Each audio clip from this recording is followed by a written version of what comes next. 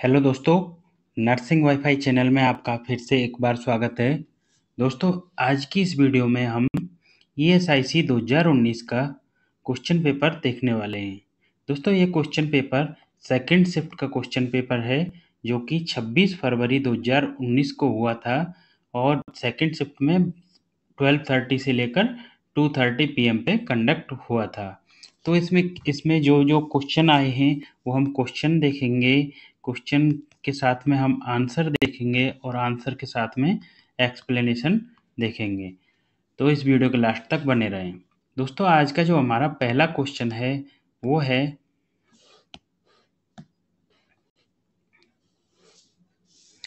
a cell that take part in innate immunity by killing virus infected cell। Option 1 है T cell, second है macrophages, third option है neutrophil, fourth option है NK cell. तो इसका जो correct answer माना है वो है एनके सेल। क्वेश्चन में पूछा है एक सेल है जो क्या कर रही है, इनिट इम्यूनिटी का पार्ट है। और कैसे इनिट इम्यूनिटी का पार्ट है? Killing the virus infected cell. क्या कर रही है? वायरस इन्फेक्टेड सेल को किल करके। तो इसको हमको समझना पड़ेगा एनके सेल क्या होती हैं और कैसे यह फंक्शन करती हैं।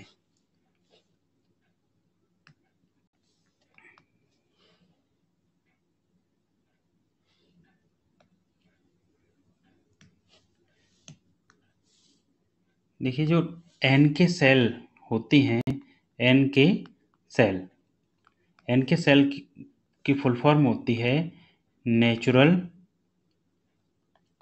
Killer cell.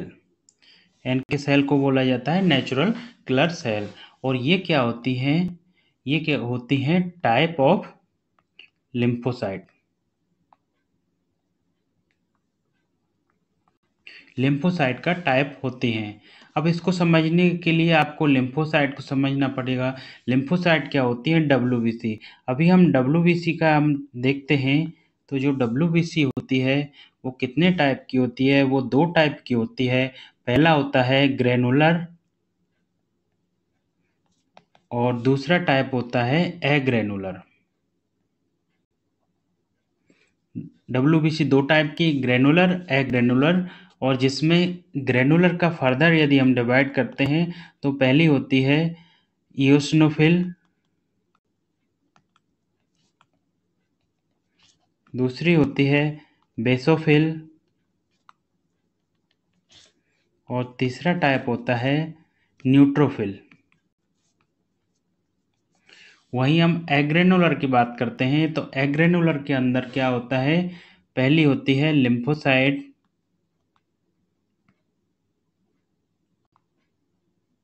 और दूसरी होती है आपकी मोनोसाइट।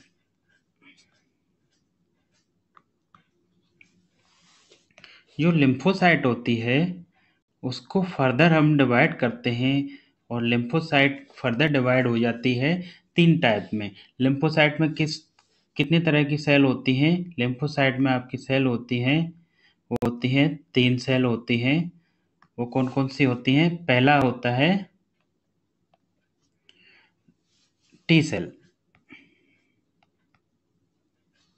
दूसरी होती है बी सेल और तीसरा टाइप होता है एनके सेल। जो टी सेल होती है, टी सेल का काम क्या होता है? ये क्या करती हैं? वायरस पे अटैक करती हैं, वायरस पे अटैक करती हैं और किल करती हैं वायरस को। इसके साथ में और क्या करती हैं? कैंसर सेल होती हैं, उन पे क्या करती हैं? अटैक करती हैं और किल करती हैं। और जो बी सेल होती है, बी सेल का क्या काम होता है? बी सेल का काम होता है एंटीबॉडी सिक्रीशन। जो बी सेल होती है वो एंटीबॉडी सिक्रेट करती हैं। वहीं नेचुरल किलर सेल होती हैं, एनके सेल होती हैं, उनका क्या काम होता है? उनका काम होता है attack on virus infected cell. जो वायरस से इन्फेक्टेड सेल होती हैं उन पे क्या करती हैं, ये अटैक करती हैं और उनको किल करती हैं। तो यहाँ हमको समझना पड़ेगा, जो टी सेल होती हैं वो वायरस पे अटैक कर रही हैं, वहीं एनके सेल क्या कर रही हैं, वायरस इन्फेक्टेड सेल पर अटैक कर रही हैं और उनको किल कर रही हैं। तो क्वेश्चन में जो हमारा पूछा है वो पूछा गया है,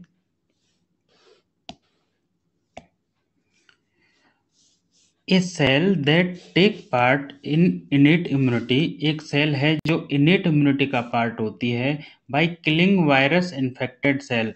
और कैसे इनेट इम्यूनिटी का पार्ट है कि वायरस इन्फेक्टेड सेल को किल करके। तो इसका करेक्ट आंसर है NK cell. T cell virus को ही किल करती हैं और इनके सेल वायरस इन्फेक्टेड सेल को किल करते हैं। और वहीं पे हम इम्यूनिटी की बात करते हैं, तो इम्यूनिटी का भी हम थोड़ा सा ब्रीफ डिस्कशन कर लेते हैं।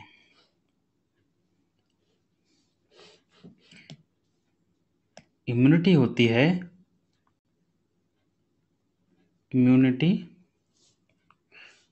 इम्यूनिटी आपकी 3 टाइप की होती है।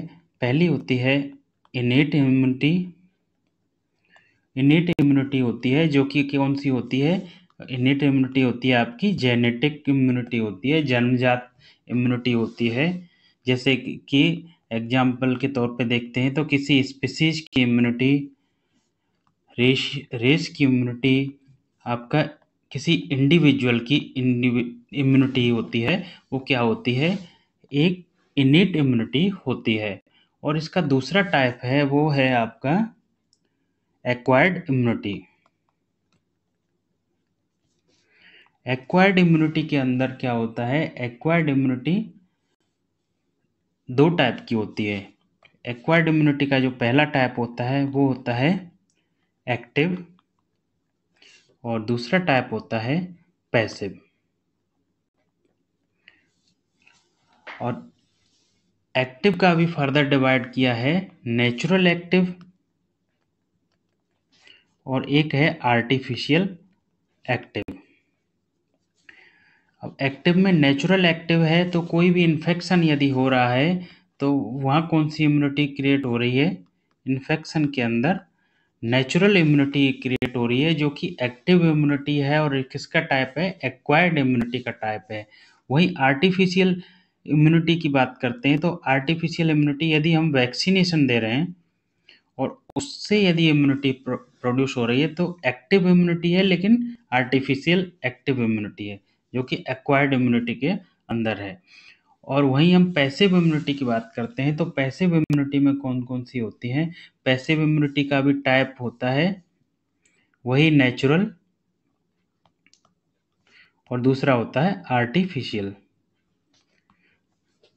नेचुरल जो पैसिव इम्यूनिटी होती है वो कौन सी होती है, जो कि जो कि क्या होती है, नेचुरल तरीके से जो इम्यूनिटी मिलती है।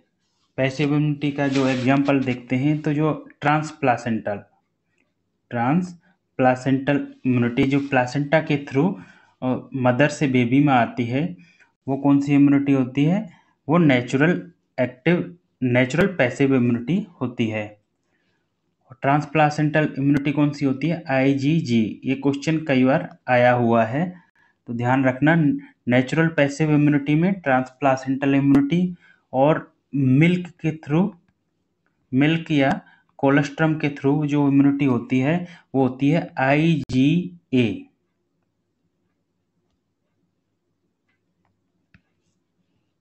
आईजीए इम्यूनिटी किससे मिलती है, कोलेस्ट्रम से, जो कि नेचुरल पैसिव इम्यूनिटी होती है। और वहीं आर्टिफिशियल पैसिव इम्यूनिटी की यदि हम बात करते हैं तो आर्टिफिशियल पैसिव इम्यूनिटी में रेडीमेड एंटीबॉडी दिया जाता है, और उससे क्या होता है, वो कौन कौन सा होता है, एंटीसीरा, एंटीटॉक्सिन, ये होती है। ये तो हुआ हमारा इनेट जो जेनेटिक हो गई। एक्वायर्ड का भी हमने टाइप देख लिया, और एक थर्ड टाइप और होता है वो होता है मिससेलेनियस। मिससेलेनियस में कौन कौन सी होती है? पहली होती है आपकी जो कंबाइंड इम्यूनिटी। कंबाइंड इम्यूनिटी होती है, कंबाइंड में एक्टिव प्लस पैसिव इम्यूनिटी को मिक्स करके दिया जाता है। एक्टिव और पैसिव इम्यूनिटी मिक्स होती है। दूसरा है लोकल इम्यूनिटी। लोकल में जैसे कि ओपीवी ओरल पोलियो वैक्सीन दी जाती है, ये क्या करती है? ये लोकल जिस जगह पे जाती है वहीं पे जाके इम्यूनिटी क्रिएट कर देती है। लोकल इम्यूनिटी को ह्यूमोरल इम्यूनिटी भी कहा जाता है, ह्यूमोरल इम्यूनिटी। और लोकल इम्यूनिटी का एग्जाम्पल यदि हम देखते हैं तो लोकल इम्यूनिटी में जो आईजीजी जो ट्रांसप्लासेंटल से हो रही है वो भी लोकल इम्यूनिटी है, क्योंकि जहाँ से लोकली इंटेस्टाइन में जाती है और वहीं पे जाके इम्यूनिटी क्रिएट कर देती है। और तीसरी होती है एडॉप्टिव इम्यूनिटी। एडॉप्टिव में यदि किसी पेशेंट को या किसी पर्सन को डायरेक्ट लिम्फोसाइट दे दी जाए तो उससे कौन सी इम्यूनिटी होगी? एडॉप्टिव। और एक होती है चौथा हर्ड इम्यूनिटी, जो कि कम्युनिटी की इम्यूनिटी होती है। ये भी पूछा गया है, ह्यूमरल इम्यूनिटी के नाम से आता है कभी कभी, तो वो लोकल इम्यूनिटी है। नेक्स्ट क्वेश्चन की तरफ मूव करते हैं। नेक्स्ट क्वेश्चन है हमारा,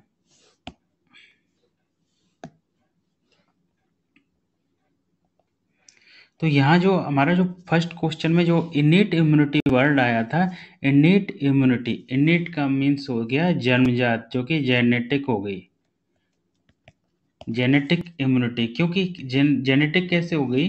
क्योंकि ये लिम्फोसाइट के थ्रू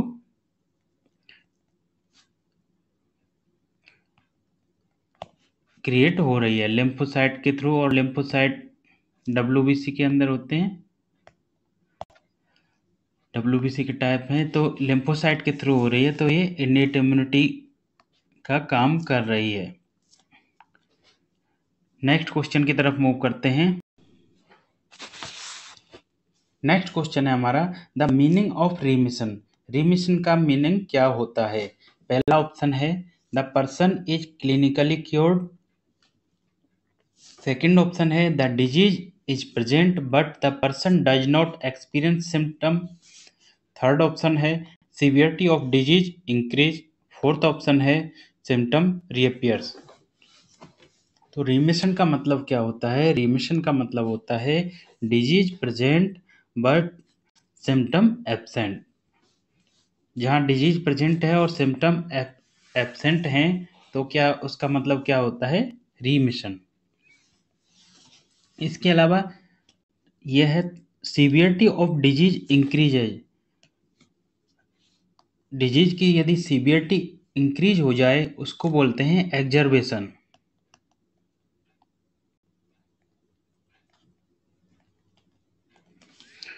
और सिम्टम रीअपियर्स को बोला जाता है recurrence.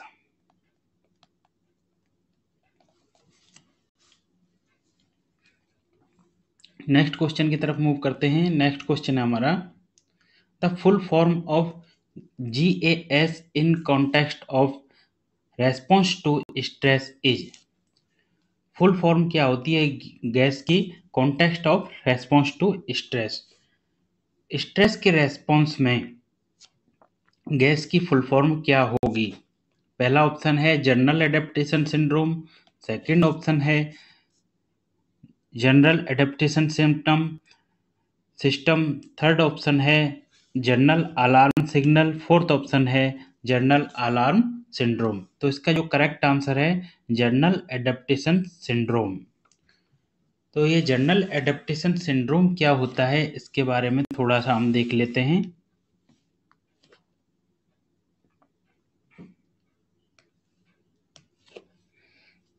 GAS general adaptation syndrome. General adaptation syndrome है ये किसने दिया था? जनरल एडेप्टेशन सिंड्रोम दिया था हेंस स्ले ने। हेंस स्ले, एक हेंस स्ले नाम के साइंटिस्ट थे। उन्होंने 1936 में स्ट्रेस के लिए जनरल एडेप्टेशन सिंड्रोम एक थ्योरी दी थी। उन्होंने कहा था कि जो स्ट्रेस होती है हमारी बॉडी के अंदर, जो स्ट्रेस होती है वो 3 स्टेज में कंप्लीट होती है। 3 स्टेज कौन कौन सी होती हैं? पहली स्टेज होती है अलार्म, सेकंड स्टेज होती है रेसिस्टेंस, और थर्ड स्टेज होती है एग्जॉशन।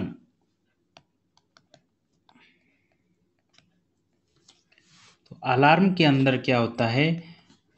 जैसे ही स्ट्रेस अकर होती है तो अलार्म के अंदर क्या होता है? हार्ट रेट इंक्रीज होने लग जाती है। इसके साथ में क्या होता है? फाइट एंड फ्लाइट, लड़ो या भाग जाओ, सिम्टम अपीयर होते हैं। और ये किस वजह से होते हैं? क्योंकि क्या होता है स्ट्रेस में हमारा एडीआर, एड्रेनलिन हार्मोन होता है, वो सिक्रीशन होने लग जाता है, जिसकी वजह से fight and flight symptom appear होते हैं, हार्ट रेट इंक्रीज हो जाती है। और सेकंड स्टेज होती है रेसिस्टेंस। रेसिस्टेंस में क्या होती है कि बॉडी क्या करती है? स्टार्ट हो जाती है टू रिपेयर। जो भी स्ट्रेस हुई है उसके लिए रिपेयर करने के लिए बॉडी खुद स्टार्ट हो जाती है। और इसमें क्या होगा फिर? हार्ट रेट जो इंक्रीज हुई थी वो बिकम्स टू क्या हो जाती है? Becomes to normal. Heart rate normal होने लग जाती है और जो भी सिम्टम है वो भी नॉर्मल होने लग जाते हैं। और फ्रस्ट्रेशन होता है, इरिटेबिलिटी होती है। इसके अलावा कंसंट्रेशन है वो हो जाती है पुअर हो जाती है। और एग्जॉशन में क्या होता है? ये लास्ट स्टेज होती है जब बॉडी रिपेयर कर लेती है और उस कंडीशन में नॉर्मल हो जाता है पर्सन। तो क्या होती है इसमें? होती है आपकी फटीग। उसको फटीग होती है, एंजाइटी होती है, और डिप्रेशन भी होता है। ये तीन स्टेज में जो हमारी बॉडी है, बॉडी के अंदर स्ट्रेस अकर होती है, वो 3 स्टेज में होती है। जो कि किसने दिया था? हैंस सेले ने 1936 में जनरल एडेप्टेशन सिंड्रोम दिया था। नेक्स्ट क्वेश्चन की तरफ मूव करते हैं। नेक्स्ट क्वेश्चन है हमारा,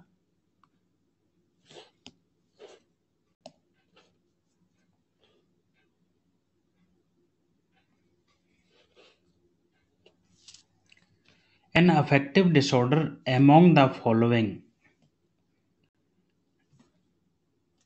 जो भी अफेक्टिव डिसऑर्डर है दिए गए में से कौन सा है? पहला ऑप्शन है सिजोफ्रेनिया, सेकंड है phobic anxiety disorder, third option है सोमेटोफॉर्म डिसऑर्डर, फोर्थ ऑप्शन है बाइपोलर डिसऑर्डर। तो अफेक्टिव डिसऑर्डर कौन सा है? Bipolar disorder. और सिजोफ्रेनिया क्या होता है? सिजोफ्रेनिया में क्या होता है? मूड डिसऑर्डर प्रेजेंट होता है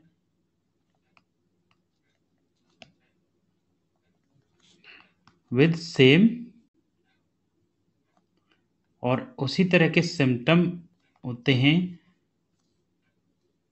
जिस तरह का एपिसोड होता है।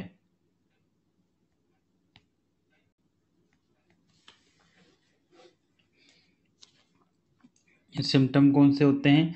थॉट है, थॉट से रिलेटेड, फील से रिलेटेड, बिहेवियर। नेक्स्ट है phobic anxiety disorder. Phobic anxiety disorder क्या होता है? Phobic anxiety disorder neurotic disorder होता है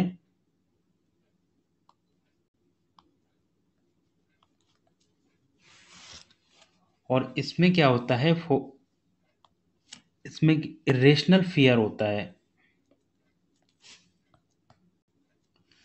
पर्सन को क्या होता है, डर लगता है, इरेशनल फियर होता है। और जबकि कोई भी ऑब्जेक्ट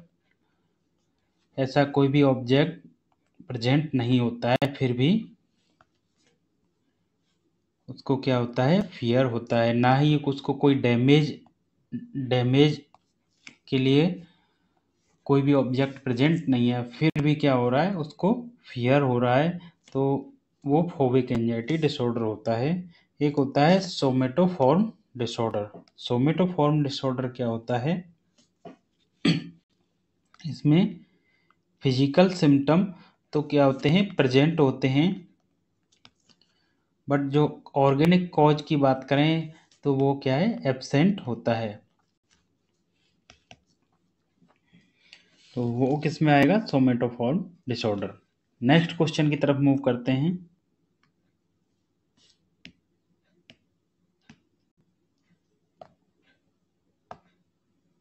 नेक्स्ट क्वेश्चन है, which among the following the task do not require registered nurse but can be delegated to be home health aides। जो दिए गए टास्क में से does not require registered nurse को रिक्वायर नहीं होता है, but can be delegated at home health aide. और क्या है कि रजिस्टर्ड नर्स का काम तो नहीं होता है, लेकिन यदि वो होम हेल्थ एड है, कर रही है किसी पेशेंट को घर पे, यदि क्या कर रही है, केयर कर रही है, तो उस कंडीशन में उसको डेलीगेट किया जा सकता है।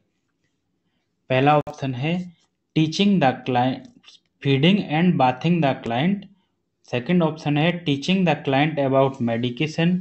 थर्ड ऑप्शन है adjusting oxygen flow. Fourth option है assess assessing wound healing process. तो जो हॉस्पिटल के अंदर जो नर्स का जो वर्क होता है, उसमें टीचिंग भी करती है, पेशेंट को मेडिकेशन के लिए ऑक्सीजन फ्लो को भी एडजस्ट कर सकती है, वुंड हीलिंग को असेस करती है। लेकिन फीडिंग एंड बाथिंग है क्लाइंट, वो कौन करेगा, वो हॉस्पिटल में नहीं, जो नर्स का काम नहीं होता है। और वहीं पे यदि वो होम केयर कर रही है नर्स, तो उस कंडीशन में उनको फीडिंग भी कराना होता है और बाथिंग भी कराना पड़ सकता है। नेक्स्ट क्वेश्चन की तरफ मूव करते हैं। नेक्स्ट क्वेश्चन है, which of the following below confirm indication of pregnancy. तो नीचे दिए गए हैं उनमें से कन्फर्म इंडिकेशन ऑफ प्रेगनेंसी कौन सा है। पहला ऑप्शन है nausea and vomiting. Second option है एमनोरिया। थर्ड ऑप्शन है fetal heart in ultrasound. Fourth option है बीटा एचसीजी इन यूरिन। तो इसका जो करेक्ट आंसर है वो है फीटल हार्ट इन अल्ट्रासोनोग्राम। और ये क्या है, कन्फर्म इंडिकेशन ऑफ प्रेगनेंसी है। तो एक बार हम देख लेते हैं जो कन्फर्म इंडिकेशन ऑफ प्रेगनेंसी कौन कौन से हैं। इंडिकेशन की यदि हम बात करते हैं तो इंडिकेशन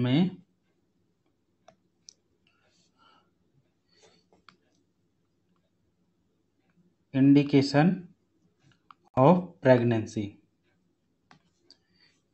के इंडिकेशन में कितने टाइप के होते हैं, 3 टाइप के होते हैं। पहला होता है प्रीसम्प्टिव, दूसरा होता है प्रोबेबल,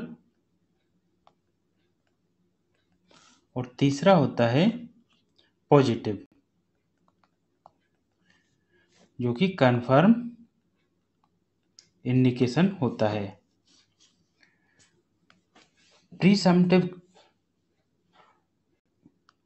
प्रीसम्प्टिव इंडिकेशन कौन सा होता है,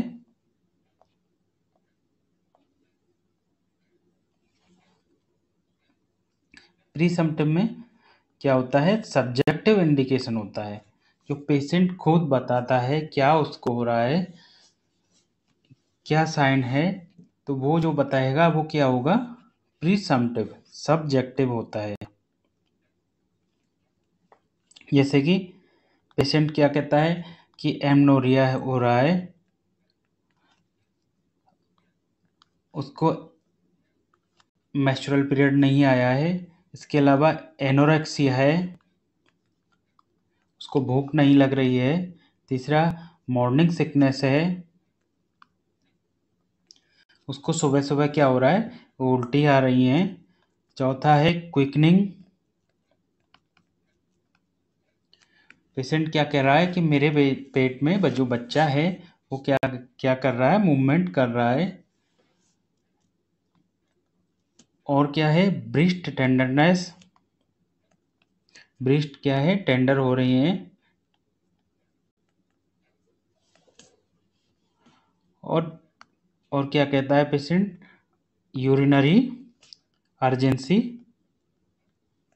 फ्रीक्वेंसी, बार बार में यूरिन आता है। ये होंगे प्रीसम्प्टिव साइन, प्रीसम्प्टिव साइन ऑफ प्रेगनेंसी, जिसमें सब्जेक्टिव होता है। ये प्रीसम्प्टिव में पेशेंट को एमनोरिया है, एनोरेक्सिया है, मॉर्निंग सिकनेस है, क्विकनिंग है। क्विकनिंग ध्यान रखना, क्विकनिंग है, कई बार पूछा गया है कि क्विकनिंग कौन सा साइन होता है, प्रीसम्प्टिव होता है। ब्रीस्ट टेंडरनेस है, यूरिनरी अर्जेंसी फ्रीक्वेंसी किसके अंदर में आते हैं, ये सब प्रीसम्प्टिव साइन ऑफ प्रेगनेंसी में आते हैं। दूसरा क्या होता है, दूसरा होता है प्रोबेबल साइन। प्रोबेबल साइन कौन से होते हैं, ऑब्जेक्टिव। सब्जेक्टिव पेशेंट सेल्फ कह रहा है, और ऑब्जेक्टिव सामने वाला जो या नर्स है या डॉक्टर है जो भी ऑब्जर्व कर रहा है, वो साइन कौन से होंगे, प्रोबेबल साइन होते हैं। प्रोबेबल साइन में कौन कौन से होते हैं, प्रोबेबल साइन में पहला होता है लीनिया नाइग्रा, एब्डोमेन पे क्या होता है, धारियां बन जाती हैं। जो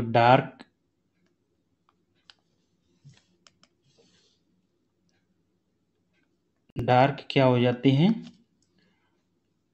वर्टिकल लाइन हो जाती हैं। इसको बोला जाता है लीनिया नाइग्रा। इसके अलावा क्या होता है, बेलटमेंट प्रेजेंट होता है।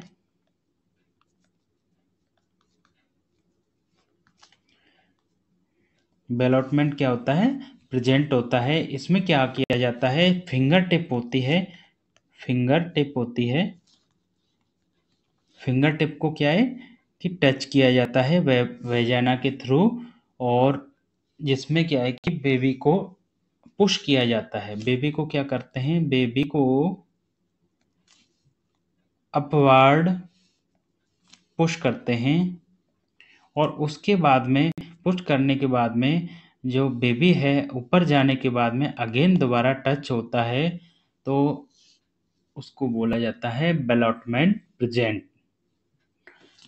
तो बेलॉटमेंट प्रेजेंट होता है। इसके अलावा क्या होता है प्रोबेबल साइन में,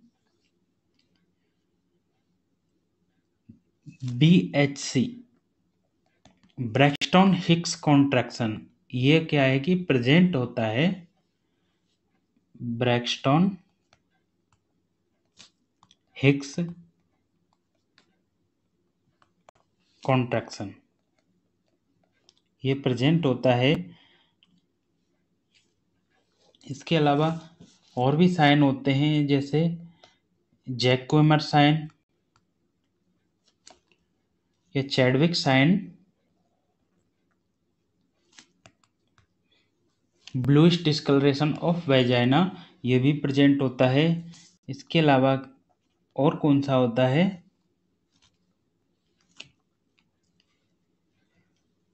एरियोला होता है। ये कैसा हो जाता है, डार्क हो जाता है। और इसके अलावा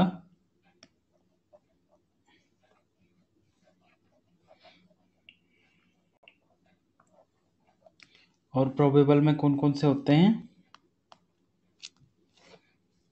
इम्यूनोलॉजिकल टेस्ट, इम्यूनोलॉजिकल टेस्ट जो कि HCG, human cortico gonadotropin hormone होता है। ह्यूमन कॉर्टिको गोनेडोट्रोपिन हार्मोन जो कि प्रेजेंट होता है।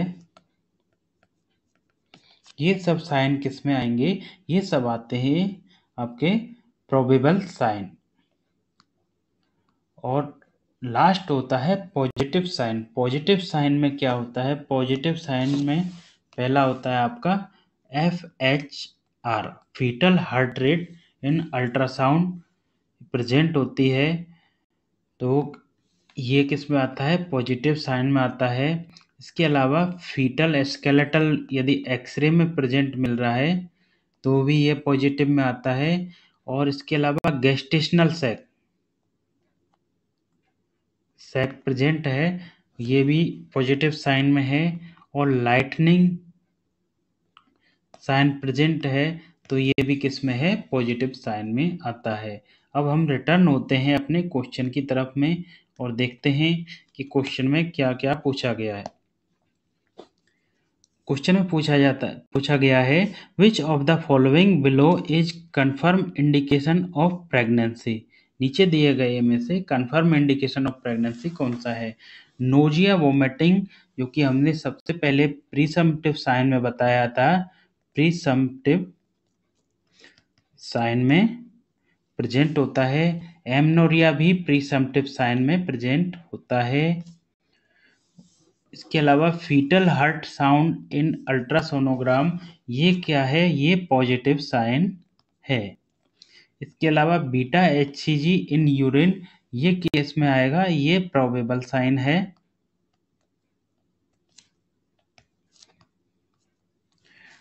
तो इसका जो करेक्ट आंसर होगा वो होगा fetal heart in ultrasonogram. Next question की तरफ मूव करते हैं।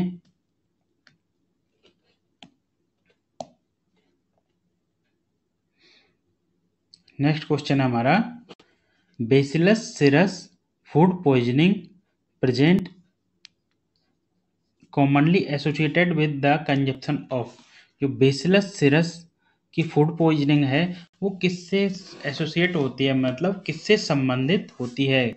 क्या चीज खाने से बेसिलस सीरस पॉइजनिंग होती है? पहला ऑप्शन है ग्रीन बीन्स, सेकंड ऑप्शन है बेक्ड पोटैटो, थर्ड ऑप्शन है फ्राइड राइस, फोर्थ ऑप्शन है बोटल्ड हनी।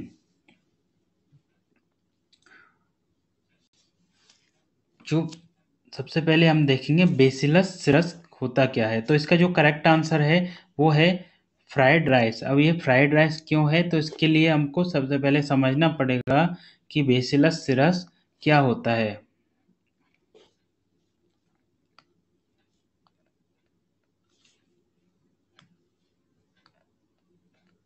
बेसिलस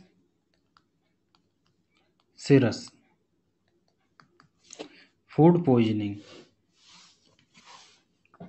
ये क्या होता है? बेसिलस सीरस एक बैक्टीरिया होता है जो कि ग्राम पॉजिटिव होता है। बेसिलस सीरस कैसा होता है? ग्राम पॉजिटिव होता है, एरोबिक होता है, एरोबिक बैक्टीरिया होता है। इसके अलावा स्पोर फॉर्मिंग होता है, रोड शेप का होता है।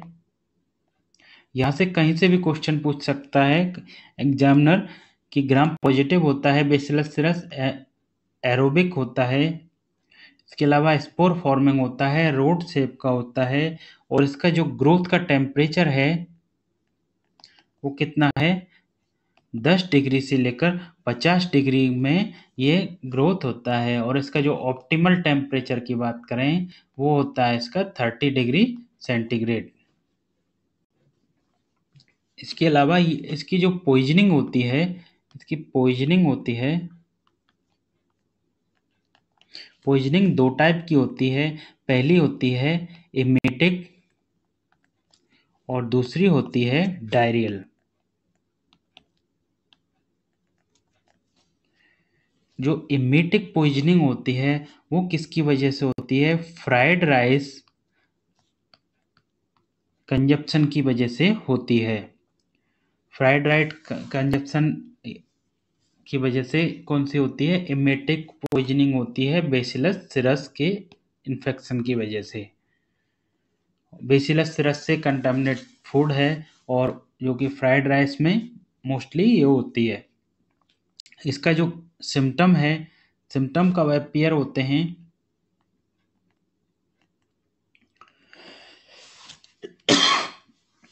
सिम्टम अपीयर होते हैं after consumption 30 minute to 5 hour, 30 minute से लेकर 5 घंटे तक इसके सिम्टम अपीयर होते हैं। और डिसअपियर कितने टाइम में हो जाते हैं? डिसअपियर होते हैं इसके 6 आवर टू 24 आवर। इसी तरह से जो डायरियल बेसिलस सीरस पॉइजनिंग होती है वो किसकी वजह से होती है? मीट की वजह से, सॉस की वजह से होती है। और इसके भी सिम्टम कितने टाइम में अपीयर होते हैं? इसके सिम्टम अपीयर होते हैं 8 hour to 16 hour after consumption. और नॉर्मल कितने टाइम में हो जाता है? नॉर्मल हो जाता है 12 टू 24 आवर इसको नॉर्मल होने में लगते हैं। और इसके ट्रीटमेंट में जो ट्रीटमेंट की बात करें, जब ट्रीटमेंट में क्या दिया जाता है? ट्रीटमेंट में दिया जाता है पेनिसिलिन और सेफेलोस्पोरिन। पेनिसिलिन में आपका ऑगमेंटिन हो गया, सेफेलोस्पोरिन में आपका कौन सा हो गया? सेफ्ट्रैक्सोन। इंजेक्शन दिया जाता है, या तो पेनिसिलिन देंगे या सेफेलोस्पोरिन इसमें दिया जाता है। तो क्वेश्चन की तरफ मूव करते हैं। क्वेश्चन में क्या है, क्या दिया है? Bacillus cereus food poisoning is commonly associated with consumption of. अब इसमें पहला ऑप्शन है ग्रीन बीन्स, सेकंड है बेक्ड पोटैटो, थर्ड ऑप्शन है फ्राइड राइस, फोर्थ ऑप्शन है बॉटल्ड हनी। तो इसका जो करेक्ट आंसर क्या है? Fried rice. नेक्स्ट क्वेश्चन की तरफ मूव करते हैं। नेक्स्ट क्वेश्चन है हमारा, proton pump in stomach is an example of. Proton pump है जो कि स्टोमक में प्रेजेंट होते हैं, वो किस तरह का एग्जाम्पल है? पहला ऑप्शन है primary active transport, second option है सिंपल डिफ्यूजन, थर्ड ऑप्शन है secondary active transport, fourth option है फैसिलिटेटेड डिफ्यूजन। तो इसका जो करेक्ट आंसर है वो है प्राइमरी एक्टिव ट्रांसपोर्ट। अब ये किस तरह से है और क्या है, इसको समझने के लिए आपको पहले समझना पड़ेगा प्रोटॉन पंप।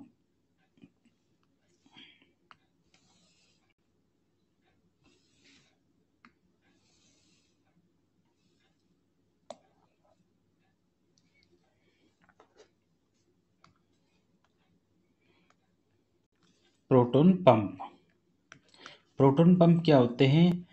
प्रोटॉन पंप होते हैं H+ हाइड्रोजन, पोटेशियम, एटीपेज होते हैं।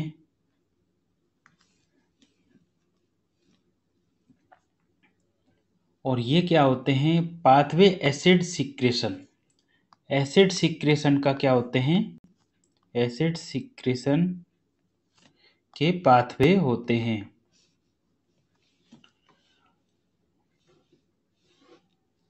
और ये कहाँ प्रेजेंट होते हैं? ये प्रेजेंट होते हैं इन स्टोमक। स्टोमक के अंदर कहाँ होते हैं? Parietal cell. पैराइटल सेल में ये प्रेजेंट होते हैं।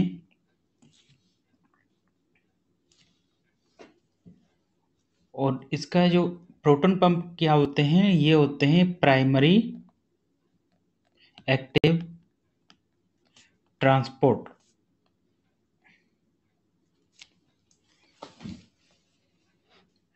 प्राइमरी एक्टिव ट्रांसपोर्ट कैसे होते हैं? प्राइमरी एक्टिव ट्रांसपोर्ट में क्या होता है? प्राइमरी एक्टिव ट्रांसपोर्ट में एनर्जी यूज की जाती है वर्क के लिए।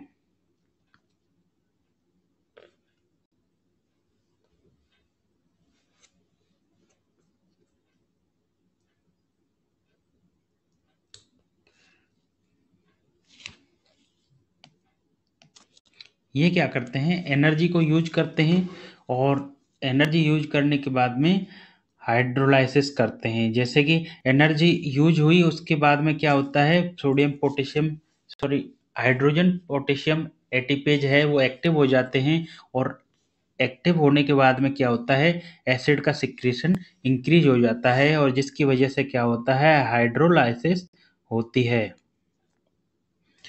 जो कि फूड के कंटेंट हैं उनको ब्रेक डाउन किया जाता है। तो ये कौन सा पाथवे हुआ? Primary active pathway. इसमें क्या है? एनर्जी यूज हुई और उसके बाद में ये काम करता है। सेकंड होता है सेकंड इसमें दिया है क्वेश्चन में सिंपल डिफ्यूजन। तो प्रोटॉन पंप कौन से हुए? Primary active transport. इसके अलावा सिंपल डिफ्यूजन क्या होता है? सिंपल डिफ्यूजन क्या मतलब होता है? Movement molecule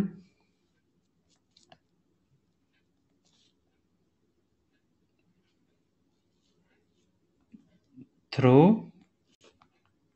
cell membrane. Cell membrane के थ्रू क्या हो रहा है? मॉलिक्यूल, जैसे कि एक ये सेल मेम्ब्रेन है, इसके एक साइड में मॉलिक्यूल है, दूसरे का साइड में दूसरे मॉलिक्यूल हैं। तो ये जो मॉलिक्यूल हैं किस एक साइड से दूसरी साइड में जा रहे हैं बिना किसी केमिकल के सेल मेम्ब्रेन के थ्रू। ये कौन सा डिफ्यूजन हुआ? सिंपल डिफ्यूजन हुआ। और नेक्स्ट है secondary active transport. Secondary active transport primary active transport की जैसा ही होता है, लेकिन इसमें क्या होता है? सॉरी, इसमें क्या होता है? सेल मेम्ब्रेन के थ्रू क्या हो रहा है? जो मॉलिक्यूल हैं वो एक तरफ से दूसरी तरफ जा रहे हैं, लेकिन इसके अंदर जो सिंपल में तो एक तरफ से दूसरी तरफ जाते हैं, लेकिन सेकेंडरी एक्टिव ट्रांसपोर्ट में क्या होता है? मॉलिक्यूल दोनों तरफ से एक्सचेंज होते हैं। जैसे एक साइड एक हो गई, दो साइड दो हो गई, तो इधर एक साइड के दो दूसरी साइड में जाएंगे, दूसरी साइड के एक पहली साइड में आएंगे। तो इस तरह से दोनों का एक्सचेंज हो रहा है मॉलिक्यूल का, और वो भी किसके थ्रू? सेल मेम्ब्रेन के थ्रू। और इसमें क्या हो रहा है? एनर्जी यूज हो रही है। तो ये कौन सा हुआ? ये हुआ सेकेंडरी एक्टिव ट्रांसपोर्ट। और नेक्स्ट है फैसिलिटेटेड डिफ्यूजन। फैसिलिटेटेड डिफ्यूजन क्या होता है? इसमें क्या होता है? मॉलिक्यूल होते हैं, मॉलिक्यूल हायर कंसंट्रेशन से लोअर कंसंट्रेशन, हाई कंसंट्रेशन से किधर जा रहे हैं? लो कंसंट्रेशन की तरफ जा रहे हैं। तो वो कौन से होंगे? Facilitated diffusion. तो यहाँ हो गया प्राइमरी एक्टिव ट्रांसपोर्ट क्या है? एनर्जी यूज करते हैं और एनर्जी यूज करने के बाद में अपना वर्क करते हैं। और सिंपल डिफ्यूजन में क्या है? मॉलिक्यूल है वो सेल मेम्ब्रेन के थ्रू बिना किसी केमिकल्स के एक तरफ से दूसरी तरफ में जाते हैं। और सेकेंडरी एक्टिव ट्रांसपोर्ट में एनर्जी यूज कर रहे हैं और साथ में क्या हो रहा है? मॉलिक्यूल का एक्सचेंज हो रहा है सेल मेम्ब्रेन के थ्रू, दोनों तरफ से एक्सचेंज होता है। फैसिलिटेटेड डिफ्यूजन में क्या होता है? हायर कंसंट्रेशन से लोअर कंसंट्रेशन की तरफ में मूवमेंट होता है। नेक्स्ट क्वेश्चन की तरफ चलते हैं। नेक्स्ट क्वेश्चन है हमारा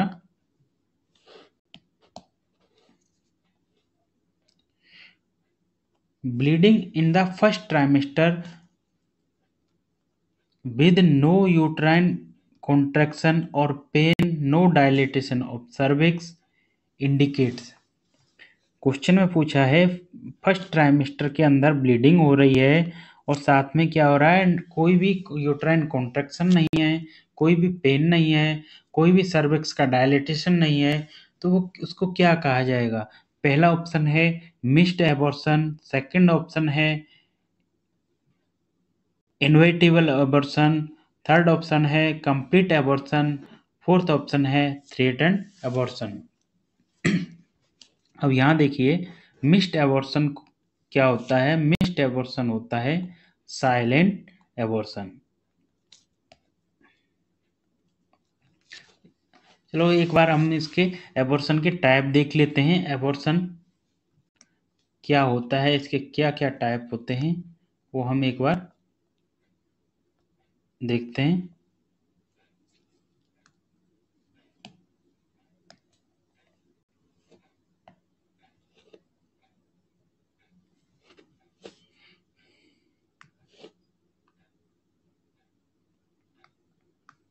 एबॉर्शन,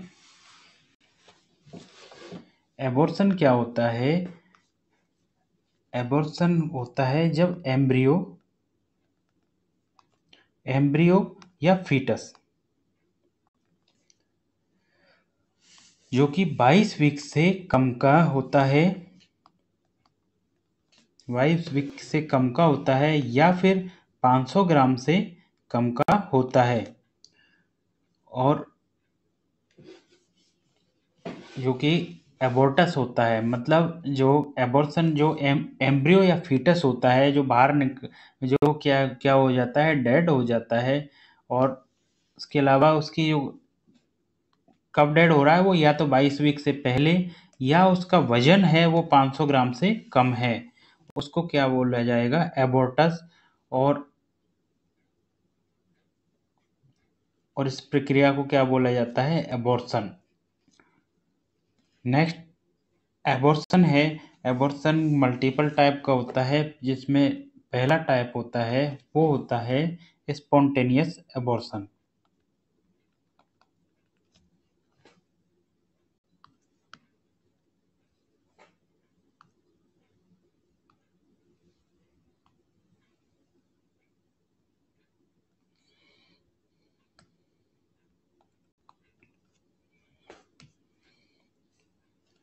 पहला होता है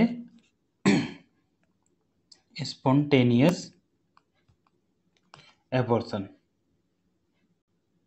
स्पॉन्टेनियस एबॉर्शन क्या होता है, स्पॉन्टेनियस का मतलब स्वतः ही, अपने आप ही एबॉर्शन हो जाए, और उसको बोला जाता है स्पॉन्टेनियस एबॉर्शन, जिसमें दो कंडीशन होती हैं। एक कंडीशन फर्स्ट होती है वो होती है थ्रेटन्ड एबॉर्शन। थ्रेटन्ड एबॉर्शन में क्या होता है कि प्रेगनेंसी को क्या किया जा सकता है, प्रेगनेंसी को कंटिन्यू किया जा सकता है, क्योंकि इसमें क्या होता है, सर्विक्स है, इसका ओएस है, ओपनिंग नहीं होती है, ओपनिंग नहीं होती है। इसके अलावा क्या है कि कोई भी ऐसा मतलब एबॉर्शन है वो उस लेवल पे नहीं पहुंचता है जहां से बेबी की डेथ हो जाए या प्रेगनेंसी को रखना मदर और बेबी के लिए हार्मफुल हो, उसको बोला जाता है थ्रेटन्ड एबॉर्शन। सेकंड है बी इनवेटेबल एबॉर्शन। इस कंडीशन में क्या है, प्रेगनेंसी को क्या है कंटिन्यू नहीं कर सकते, क्योंकि सर्विक्स क्या हो जाती है, सर्वाइकल ओएस ओपन हो जाता है और मोर ब्लीडिंग होती है इसमें। थ्रेटन्ड एबॉर्शन में लेस ब्लीडिंग थी और इसमें मोर ब्लीडिंग है, और ये एक कंडीशन उस लेवल पे पहुंच जाता है जहां से प्रेगनेंसी को कंटिन्यू नहीं कर सकते। नेक्स्ट है कंप्लीट एबॉर्शन।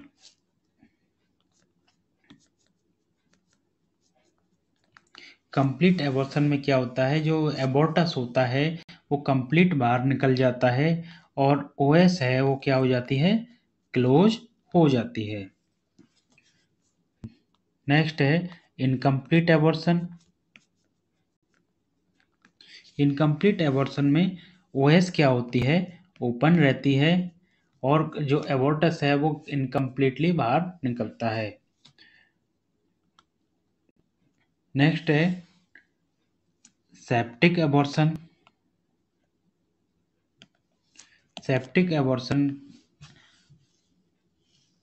में क्या होता है कि पेशेंट को क्या होता है, फीवर होता है। वो कितना होता है, 104 डिग्री से ज़्यादा फीवर हो, इसके अलावा इन्फेक्शन हो और ऑफेंसिव पुरलेंट डिस्चार्ज हो, मतलब उसको इस बैड स्मेल वाला जो वेजाइनल डिस्चार्ज है वो हो। तो ये कैसा होता है, ये होता है सेप्टिक एबॉर्शन का सिम्टम होता है। और इसकी भी 3 ग्रेड होती हैं। ग्रेड फर्स्ट में क्या होता है, लोकल होता है, जिसमें क्या है, लोकल होता है सिर्फ जो एबॉर्टस होता है वहीं तक सीमित रहता है, फीटस है या एम्ब्रियो है वहीं तक सीमित रहता है, मीन्स यूट्रस में ही होता है। ग्रेड सेकंड है, ग्रेड सेकंड में क्या होता है कि फैलोपियन ट्यूब और ओवरी है वो भी इंक्लूड हो जाती है, उनमें भी इन्फेक्शन हो जाता है। और ग्रेड थर्ड में क्या हो जाता है, आउट ऑफ यूट्रस, यूट्रस से भी बाहर क्या हो जाए, इन्फेक्शन हो जाए, तो उस कंडीशन को क्या कहेंगे, grade third septic abortion. Next है रिकरेंट एबॉर्शन। रिकरेंट एबॉर्शन में क्या होता है, रिकरेंट एबॉर्शन में बार बार में एबॉर्शन हो जाए। अब रिकरेंट एबॉर्शन किसको कहेंगे हम, जिसकी प्रेगनेंसी 3 या मोर क्या हो, एबॉर्शन हो, उसको क्या कहेंगे, रिकरेंट एबॉर्शन। अब रिकरेंट के भी 2 टाइप होते हैं, एक होता है प्राइमरी, एक होता है सेकेंडरी। प्राइमरी में क्या होता है, 3 या 3 से ज़्यादा एबॉर्शन की हिस्ट्री रहती हैं, लेकिन कभी भी 22 वीक से ऊपर नहीं गया होता है। प्रेगनेंसी कितने 22 वीक से ऊपर नहीं किया होता है, या पैराइटी नहीं एब्सेंट होती है, इसको बोलते हैं पैराइटी, क्योंकि क्या है एब्सेंट होती है, उसको बोलेंगे प्राइमरी रिकरेंट एबॉर्शन। सेकेंडरी में क्या होता है, 3 या मोर एबॉर्शन होते हैं और इसमें 22 वीक से ज़्यादा की हिस्ट्री प्रेजेंट होती है, उसको बोलेंगे क्या, सेकेंडरी रिकरेंट एबॉर्शन।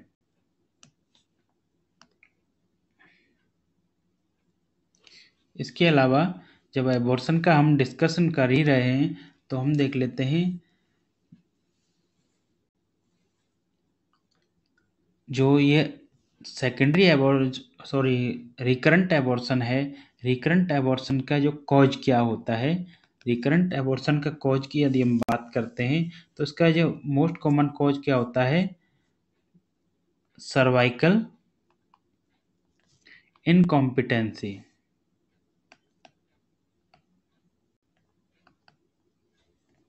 जो सर्विक्स है जो कि क्या है, इनकॉम्पिटेंट होती है, जैसे ही फीटस अंदर होता है या एम्ब्रियो अंदर होता है तो उसको रोक नहीं पाती है और डायलेट हो जाती है, उस कंडीशन में क्या होता है, एबॉर्शन हो जाता है। ये रिकरेंट एबॉर्शन का मोस्ट कॉमन कॉज होता है, ये भी कई बार क्वेश्चन पूछ लिया जाता है। इसके अलावा ये क्वेश्चन ये पूछा जाता है, इसमें कौन सा ऑपरेशन किया जाता है, ऑपरेशन कौन सा किया जाता है, तो इसमें किया जाता है cerclage operation, CIRCLAGE। Cerclage abortion operation किया जाता है। और सर्कलेज जो ऑपरेशन होता है वो कौन कौन से होते हैं? वो एक होता है शिरोडकर, और दूसरा है मैकडोनल।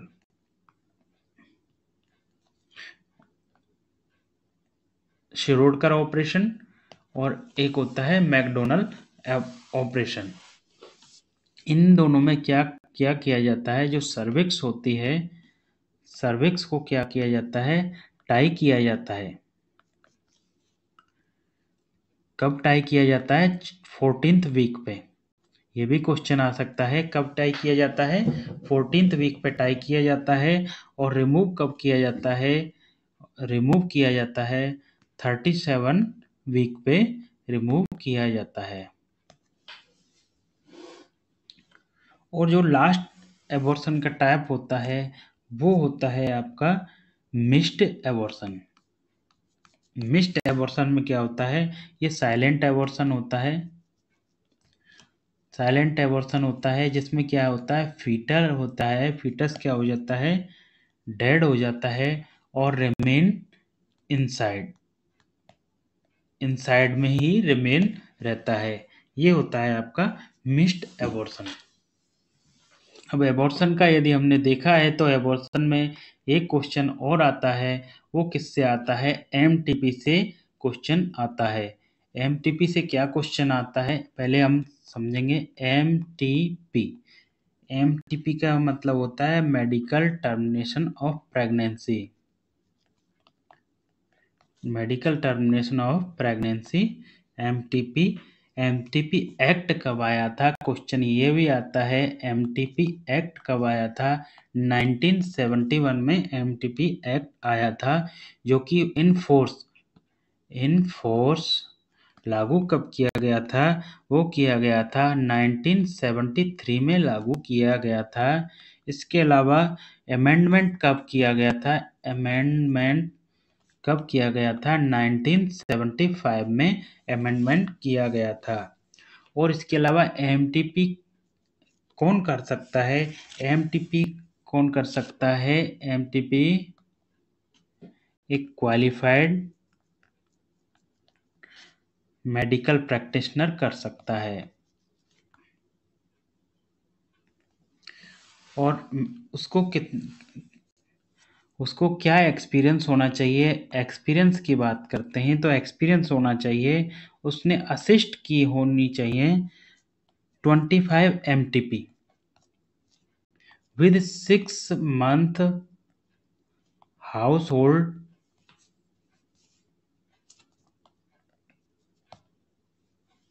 डिप्लोमा। उसके पास में 25 एमटीपी का एक्सपीरियंस होना चाहिए, 25 एमटीपी असिस्ट की हुई, इसके अलावा 6 मंथ का हाउस होल्ड डिप्लोमा होना चाहिए, वही इसको कंडक्ट कर सकता है। इसके अलावा जो एमटीपी होती है, एमटीपी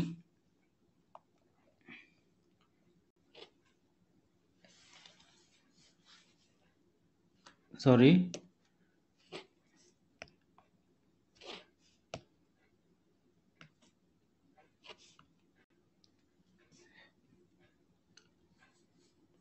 यदि वो जो मेडिकल प्रैक्टिशनर है, जो उसको कितना एक्सपीरियंस होना चाहिए? 25 एमटीपी का।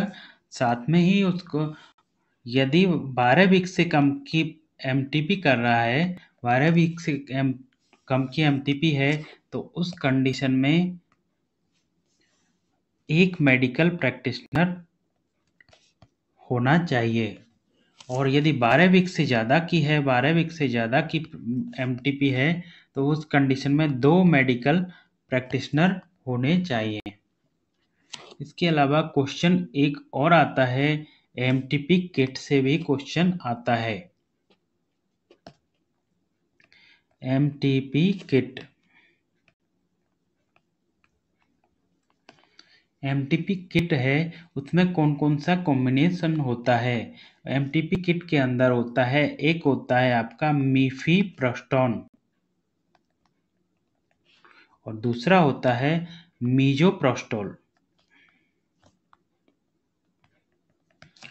मीफीप्रोस्टोन, जो एमटीपी की किट में जो मीफीप्रोस्टोन होती है वो उसकी टैबलेट कितनी होती है? 1 होती है, जिसकी क्वांटिटी कितनी होती है? 20 mg की होती है, सॉरी 200 mg की होती है। और 200 mg की। और मीफीप्रोस्टोन क्या होता है? प्रोजेस्टेरोन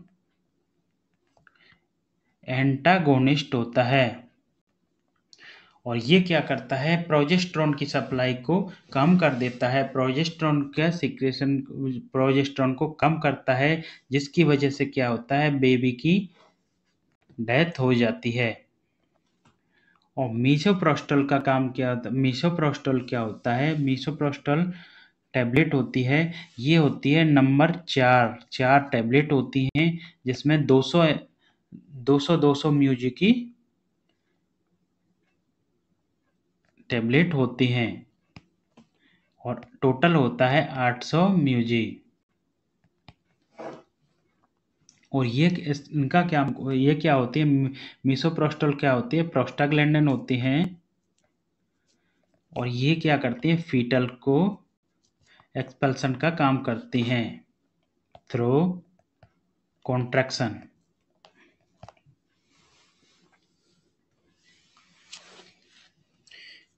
इसके अलावा जो एमटीपी होता है, एमटीपी का लास्ट पॉइंट है एमटीपी। एमटीपी की इंडिकेशन क्या होती है? किस कंडीशन में एमटीपी की जाती है? एमटीपी एक गवर्नमेंट अप्रूव होती है, गवर्नमेंट हॉस्पिटल में होती है। इसके अलावा इसमें क्या क्या चाहिए होता है? इसकी इंडिकेशन क्या होना है? क्रोमोसोमल एबनॉर्मलिटी है बेबी में, उस कंडीशन में एमटीपी की जाती है। दूसरा है रिस्की मदर एंड बेबी। यदि प्रेगनेंसी मदर और बेबी के लिए रिस्की है, उस कंडीशन में एमटीपी की जाती है। रेप की कंडीशन में भी एमटीपी की जाती है। इसके अलावा कॉन्ट्रासेप्टिव फेलियर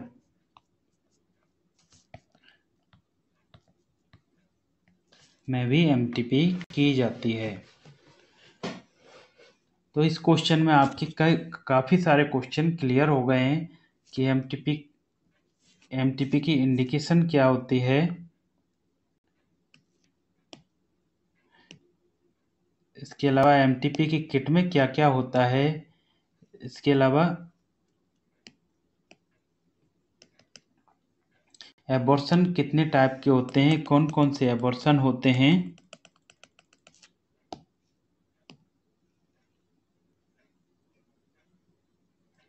ये सारे क्वेश्चन अब क्लियर हो गए।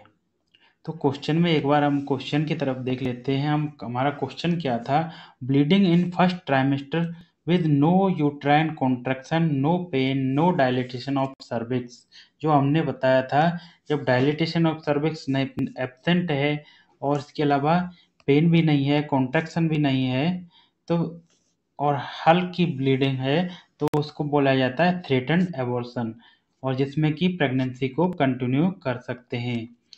और यदि प्रेगनेंसी को कंटिन्यू नहीं कर सकते, इसके अलावा डायलिटेशन भी प्रेजेंट है, कॉन्ट्रैक्शन भी प्रेजेंट है और हैवी ब्लीडिंग है, उस कंडीशन को बोला जाता है inevitable abortion, missed abortion, silent abortion, complete abortion, closed OS. मतलब एबॉर्टस है, वो बाहर निकल गया और इसके अलावा ओएस क्लोज हो गई। नेक्स्ट क्वेश्चन की तरफ मूव करते हैं।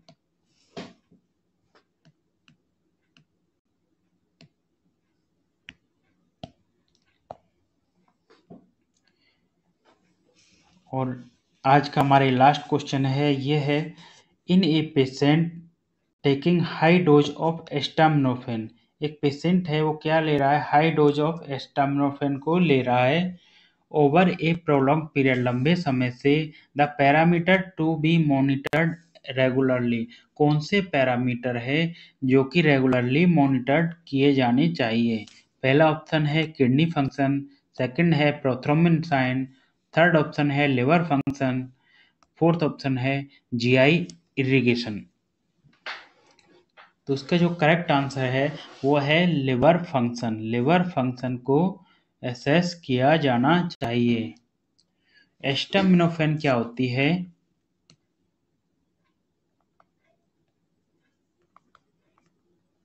एस्टामिनोफेन होती है पीसीएम, पैरासीटामोल होती है, और ये यूज की जाती है एंटीपायराइटिक,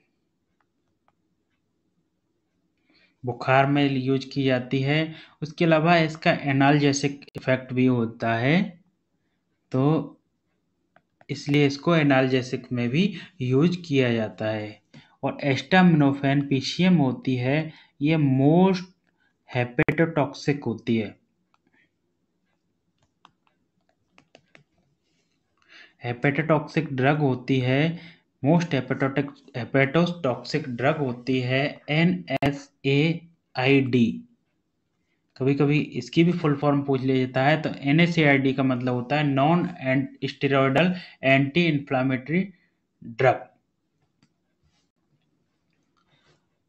मोस्ट हेपेटोटॉक्सिक ड्रग होती है जो कि हेपेटोटॉक्सिक, हेपेटो मीन्स लिवर और टॉक्सिक मीन्स टॉक्सिक। लिवर के लिए सबसे ज़्यादा नुकसानदायक होती है ये ड्रग, और NSAID के अंदर में आती है।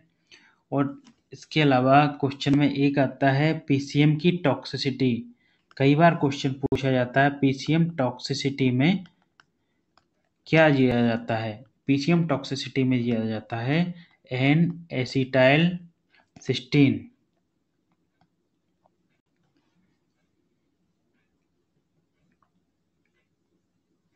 और ये क्वेश्चन में ये है कि मोस्ट हेपेटोटॉक्सिक क्यों होती है, जो कि पीसीएम होता है। पीसीएम का जो मेटाबॉलिज्म होता है, मेटाबॉलिज्म किस में होता है? लिवर के अंदर होता है, इसलिए ये लिवर के लिए नुकसानदायक होती है और हेपेटोटॉक्सिक होती है। इसका जो पीसीएम का एंटीडोट क्या है? N acetylcysteine. ये भी क्वेश्चन में आता है। तो क्वेश्चन में पूछा गया है एस्टामिनोफेन कोई पेशेंट लगातार ले रहा है तो उसका कौन सा पैरामीटर मॉनिटर करना चाहिए। तो कौन सा पैरामीटर मॉनिटर करेंगे? Liver function test, LFT।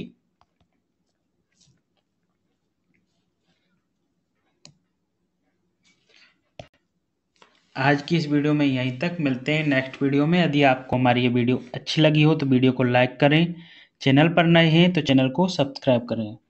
Nursing wifi से जुड़े रहने के लिए धन्यवाद।